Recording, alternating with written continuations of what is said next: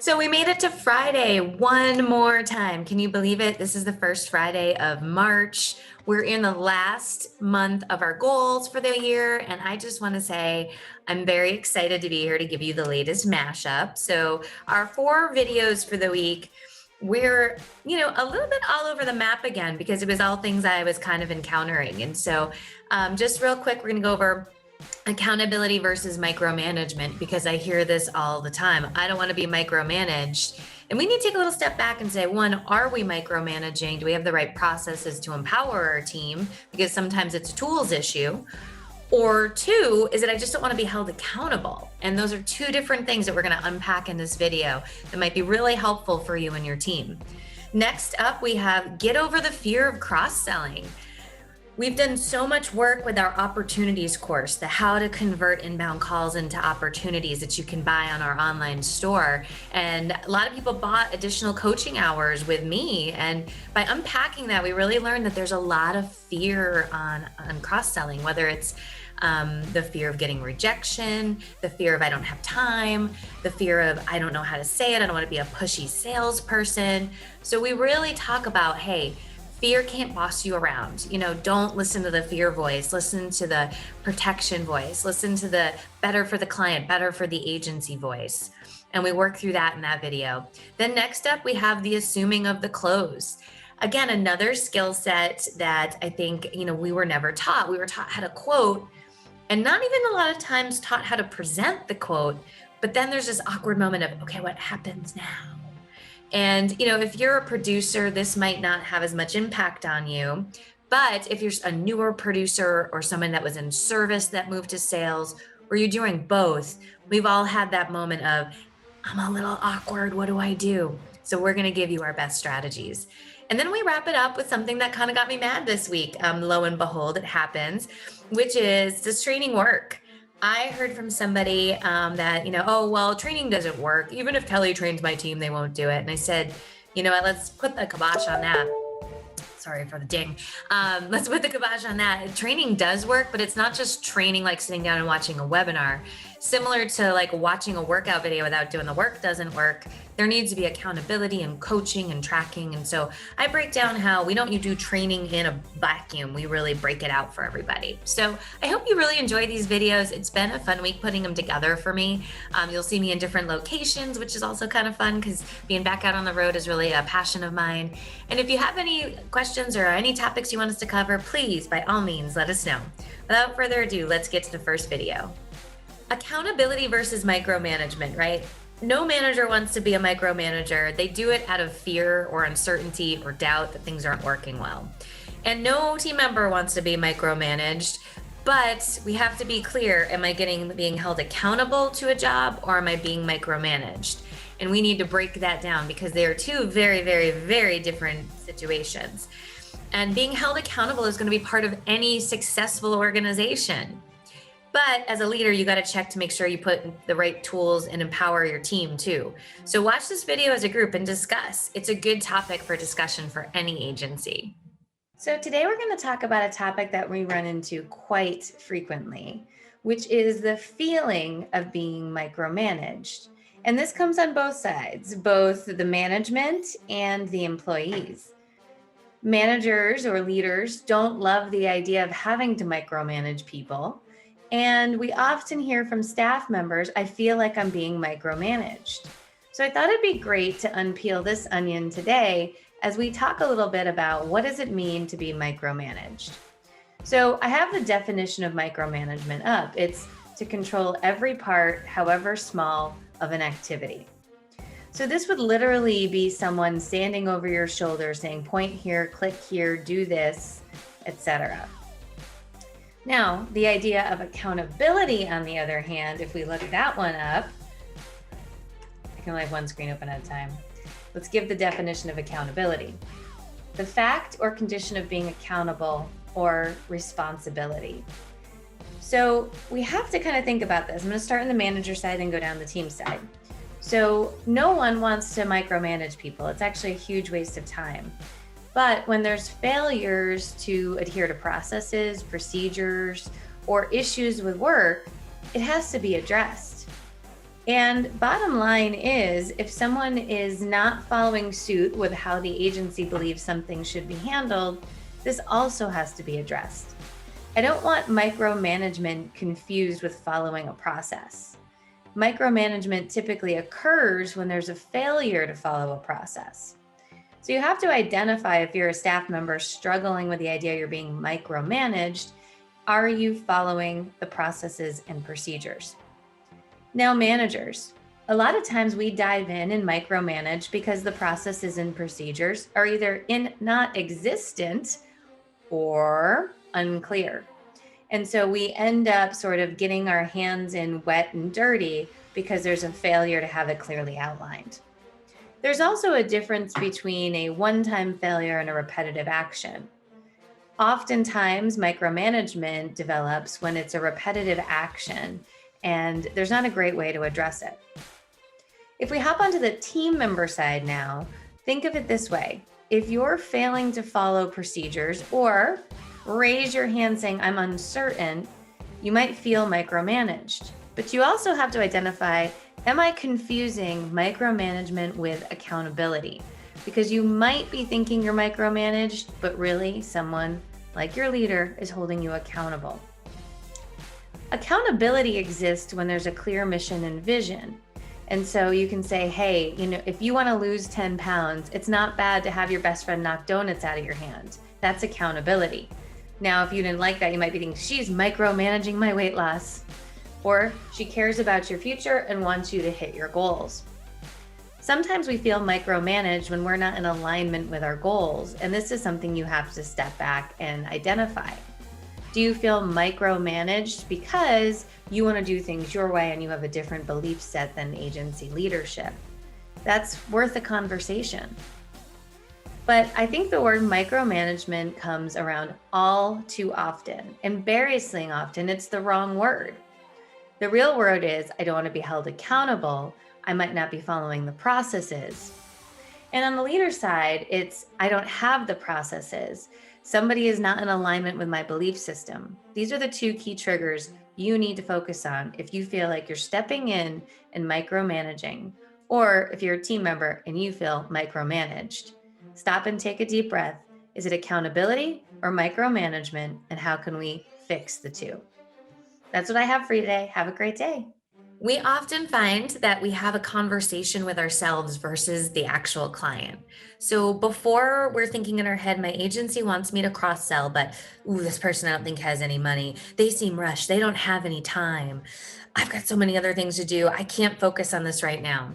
And so we start having an internal conversation with ourselves versus having the conversation we should be with a client.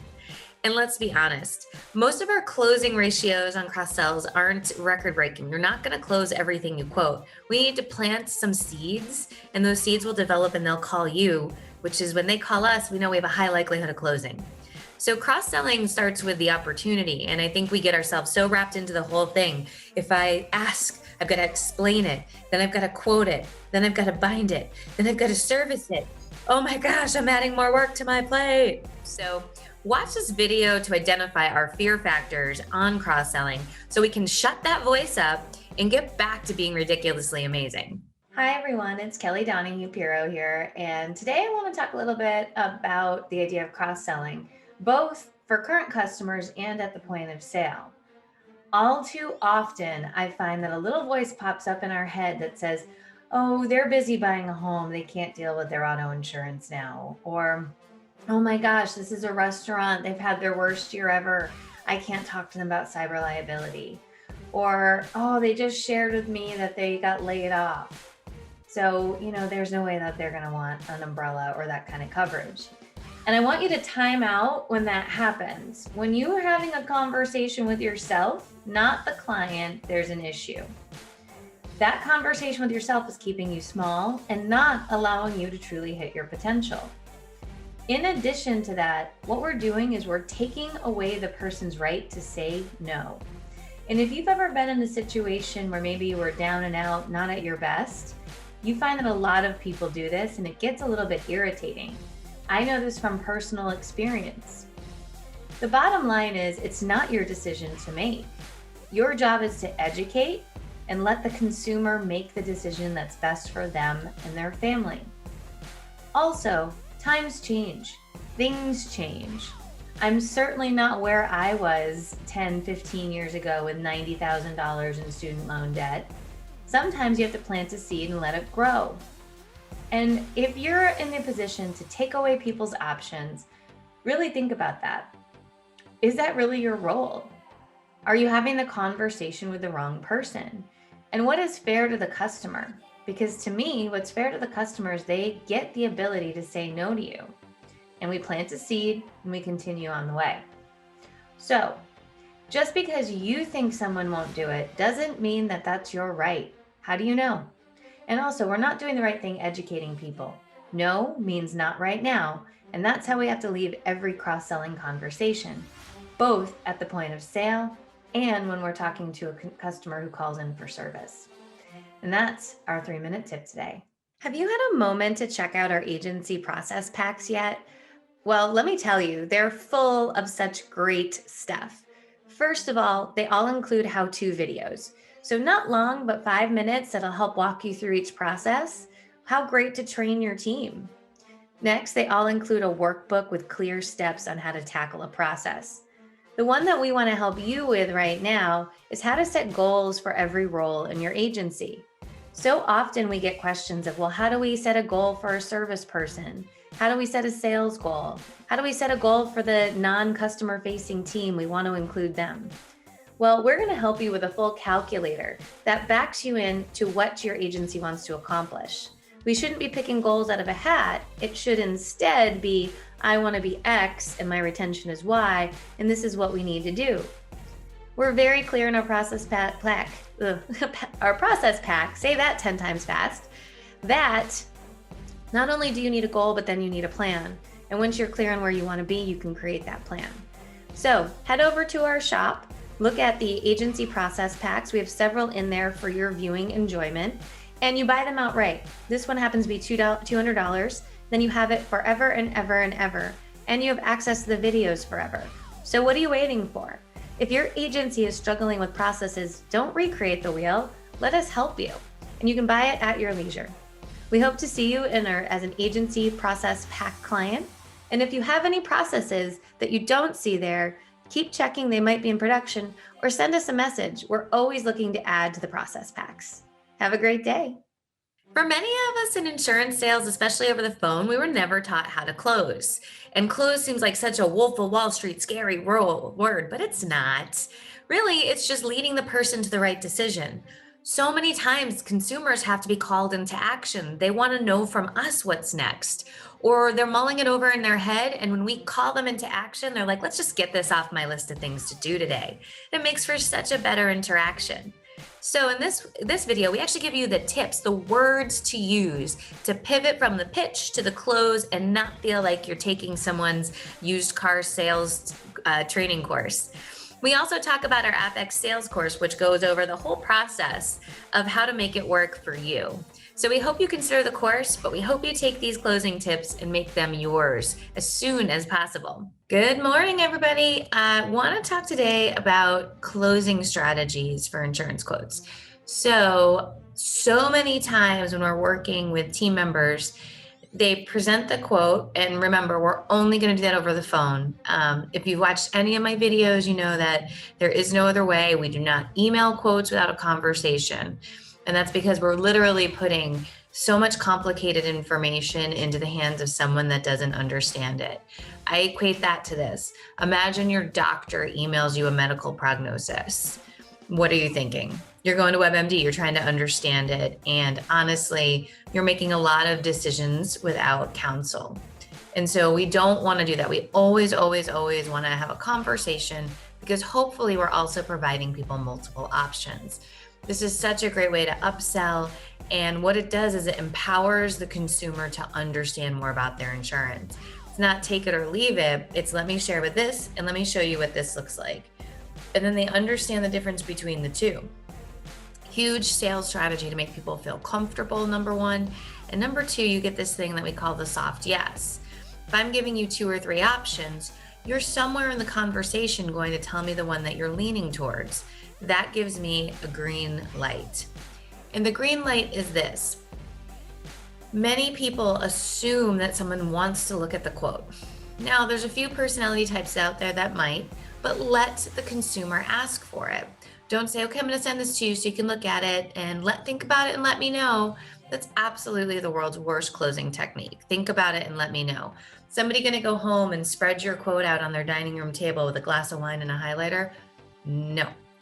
And you've just invited doubt into the conversation. Well, should I be thinking about something? Maybe I should get another quote. You need to instead lead the client to the next step. And leading them to the next step would look something like, well, since I've been able to solve your major concerns, what credit card did you want to use to set up the down payment? And then you zip it. Another option would be, our next step would be to go ahead and get the application signed. What's the best email address for me to send that to? Zip it. And what you need to really be thinking is that next step. So don't feel like this is awkward or salesy. You might be waiting for the client to tell you yes, like without a call to action. But the reality is most people need that little call to action. When you call someone into action, you're saving them so much time too. Again, most people don't want to deal with their insurance, so we can take it off their list of things to do, and they don't call another agent or wait for another agent's quote. So it's critical that on every sales call, we have a call to action. And when we're doing this, it's important to practice too. I don't want anybody winging it and feeling so horrible that they never do it again. You just need to find that one or two statements that you can just kind of pop in there, great. So since option 2 is the way we're going to go, where do you want me to send the application? And if you zip it, you get the power of an objection that you can work through. When you say, think about it and let me know, you have no idea really what that client is thinking. You may have a gut instinct, but our gut can be wrong. So another tip I want to give you, and this is from Stephen Harrington from Cross Insurance, and it took me a little while to get through it, but it's just saying at the end of the statement, fair enough. And I know that might sound kind of funny, but if you lay down, well, hey, so looking at everything, I know you like this option. Why don't we go ahead and get that started? Fair enough? Most people will say yes, because saying no, it's not fair enough is kind of awkward. So you'll get more yeses just simply by putting a few key statements together. But every agency needs this. So they need, and the salespeople need the option of what to say to conclude the sale. If you just start doing this, you'll hear more yeses, but most importantly too, your sale will speed up. No one loves follow-up, no one, I promise you, it's literally the worst. So if you can limit your follow-up, you win in the long run. And that's our sales tip for today. Does training work? Well, I could sit on a YouTube video watching Gordon Ramsay cook a steak. Am I going to be Gordon Ramsay after that? No. Training is a combination of things that make us successful, but it's a critical piece of the puzzle. If I never watch that video, I never even have a clue on how to get better. And so you need to couple training with a lot of help, organization, consistency, tracking. And I'm going to go over exactly how we do it in our programs, because we'd love to work with your agency, but if it's not a good fit, I still want you to have the ways to make it work. But training and watching a webinar is a start. It's not the whole program.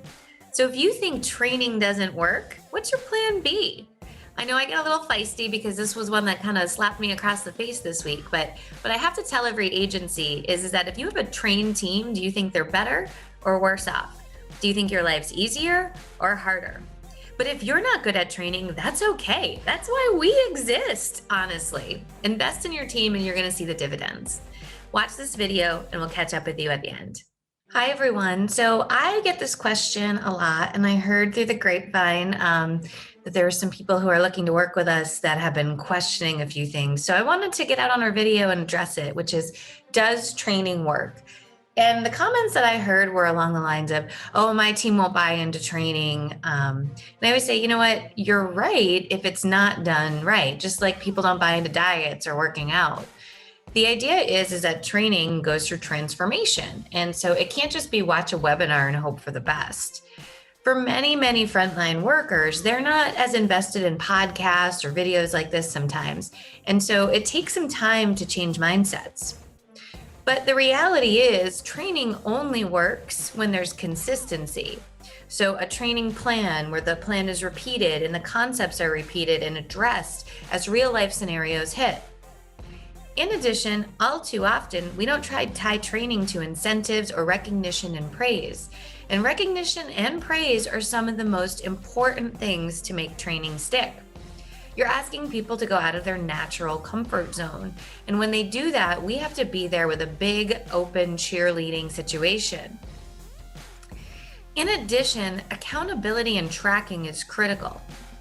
We use a combination of video so people can digest concepts before getting onto meetings with me. We also have video training, and we strongly encourage the leaders to use the workbook to have meetings about what they're seeing so that you can challenge bias, dive deeper, and make it yours. But when there's no tracking, I guarantee you, because it happens every time we launch a new client, when there's no tracking on what's going on, they don't watch the video.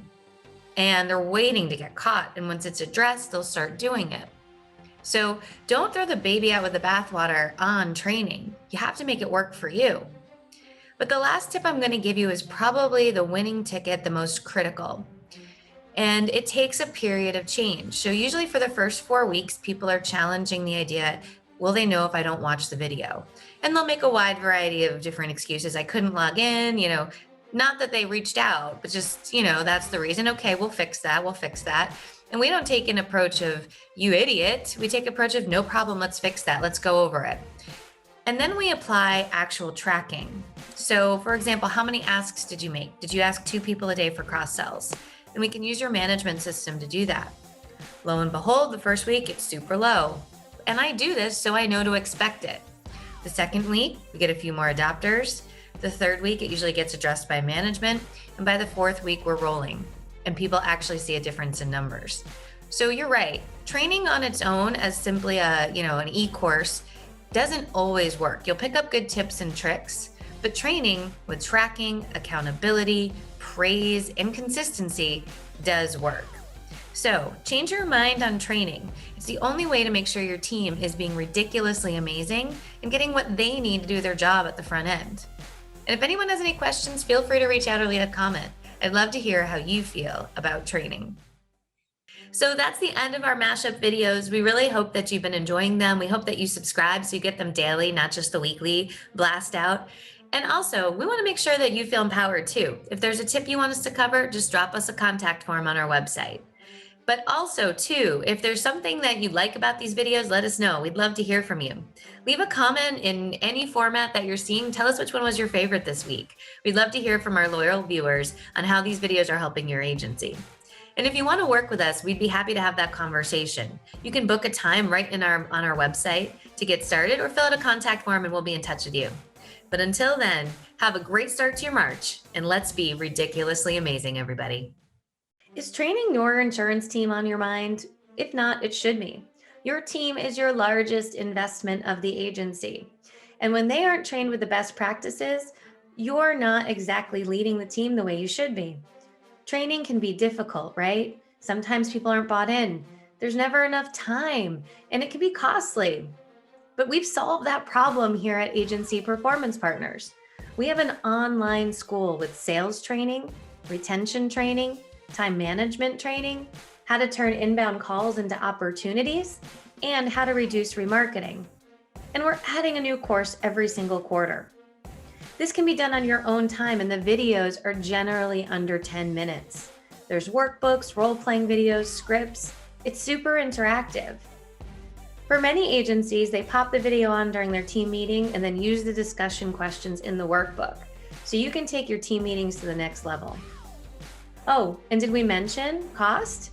It's only $245 a month. And what that means is your team gets access to the subscription of training and all the trainings we add. Or if you prefer, we have some trainings you can buy outright. But not training your team, there's no excuse, because now we have a solution to an industry-wide problem. You can hop onto our website and look for the Agency Performance Pack. And that will get you there so that way you can go ahead and start training your team. You can get your subscription right on our website and get access to the courses immediately. Each one even includes a manager section, and many of them include setup guides with AMS 360, Hawksoft, QQ Solutions, and Applied Epic. We're consistently updating those training guides as well. So, what's the excuse now? Just go over to our website, get started today. Any questions? Let us know. We're happy to help. But an untrained team is costing you, your clients, time, money, energy, and stifling your growth. So let's tackle that this quarter. Let's get it going. Hopefully, we'll be welcoming you as a new student in our school.